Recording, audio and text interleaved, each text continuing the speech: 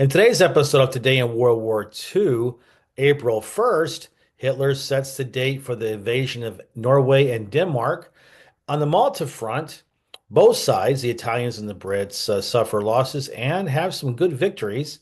Uh, Allied bombers mistakenly attack a Swiss city, but it has a happy ending. In the Pacific, the British Seafires, Spitfire on aircraft carriers, shoot down the first Japanese planes. The U.S. invasion of Okinawa starts today. And finally, in the Ruhr, the U.S. 1st and Ninth Armies bag about 500,000 German prisoners. Let's get going. Okay, so on today's date, April 1st, 1940, Hitler set the date for Denmark and Norway to be invaded. He had allocated two divisions for Denmark and roughly six for Norway. And what was interesting about this was that he committed the bulk of his German surface fleet to this invasion. Uh, it's interesting. That was an interesting decision. It was very bold. And you know that I am absolutely loath to give Hitler any credit at all. But in this case, his aggressiveness did pay off because, numerically speaking, experience-wise, the Royal Navy was so much better than the German Navy. And we'll see that the German Navy held its own pretty well, as I'm gonna chronicle this in the upcoming days as this invasion starts. But I think obviously the key point of this whole invasion is going to be the Luftwaffe cover. The RAF, you're going to find out, has no effective defense against the Luftwaffe, and one of the big reasons why Norway falls is because of the Luftwaffe cover. And we'll get into that soon, like I said. So on the Malta front, on April 4th, excuse me, 5th, what am I saying? April 1st, uh, on the Malta front, a couple of things. Well, first of all, let's talk about the British success. So the British submarines were wreaking havoc in the Mediterranean. If you compare them to the German U-boats or the larger fleet class submarines that are operating in the Pacific, they were rather small. They couldn't carry as many torpedoes. But I tell you what, they did a lot of damage. They fought higher than their weight, to use a boxing term. In this case, the HMS Urge sank the Italian cruiser Bandenere north of Sicily. I believe it was just a little earlier in March, about 3 weeks ago, an Italian submarine had sunk the HMS Bonaventure, a British cruiser. So this was a little bit of revenge for that loss. But then the Italians struck back with their bombers, and they sank two British submarines in Valletta Harbor in Malta. So this was part and parcel of this huge bombing campaign that went pretty much nonstop for 2 years. It ebbed and flowed. It just depended on how many elite German air squadrons were allowed to bomb Malta, and they weren't used elsewhere, like on the Eastern Front. So now, Kesselring has some very elite Flieger Corps there that are doing some damage. And luckily, Malta was not an aircraft carrier and it couldn't be sunk. And I think that was General Kesselring or Field Marshal Kesselring had said that famously to Hitler. It's like, look, what do you want me to do? Okay, we can't sink an island. Are you a moron? Well, I think I added that little bit to it. I don't think Kesselring would have stayed very longer if he had called Hitler a moron, even though he kind of was in a lot of ways.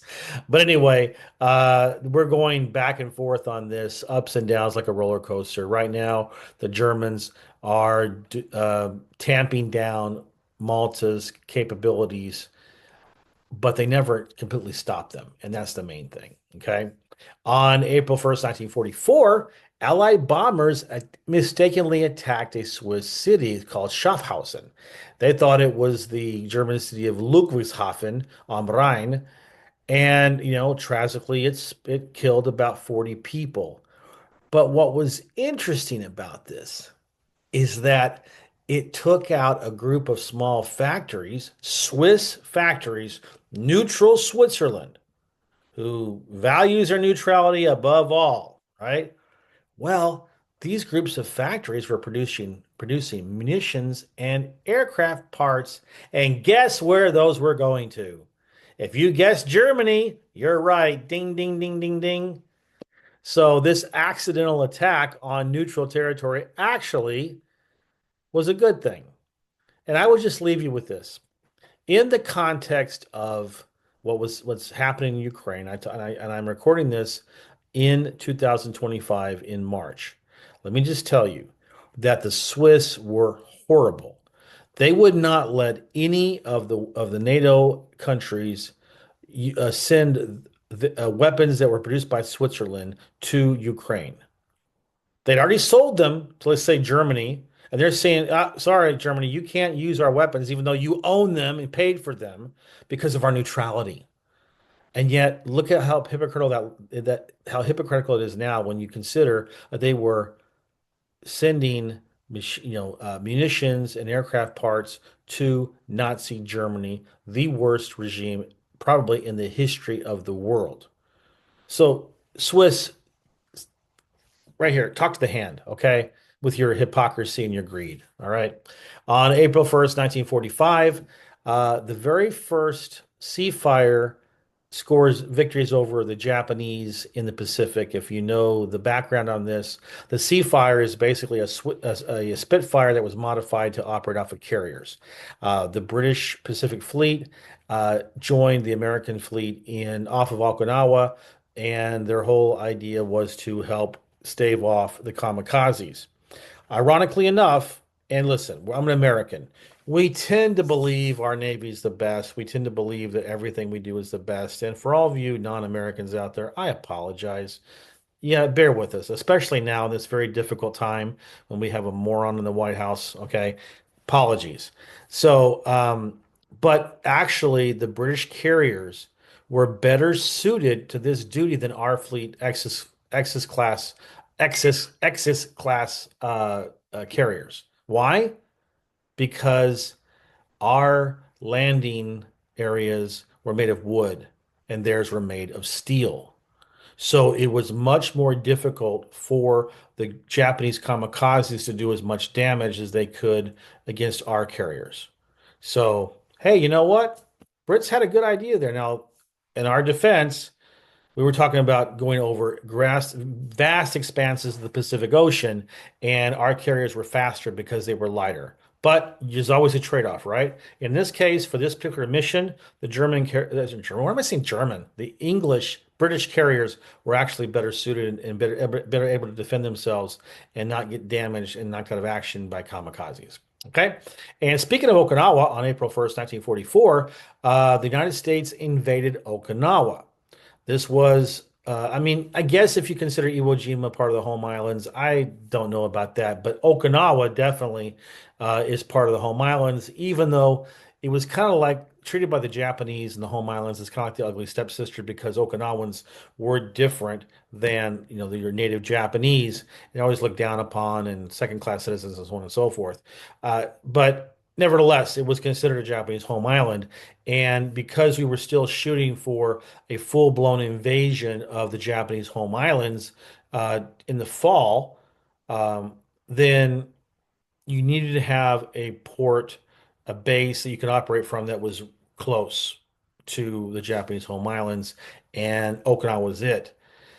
Unfortunately, this meant a long, hard slog, and Okinawa would end up being the our troops and our navy, our sailors and our pilots would suffer the biggest rate of losses in in the war, in the Pacific War here in Okinawa.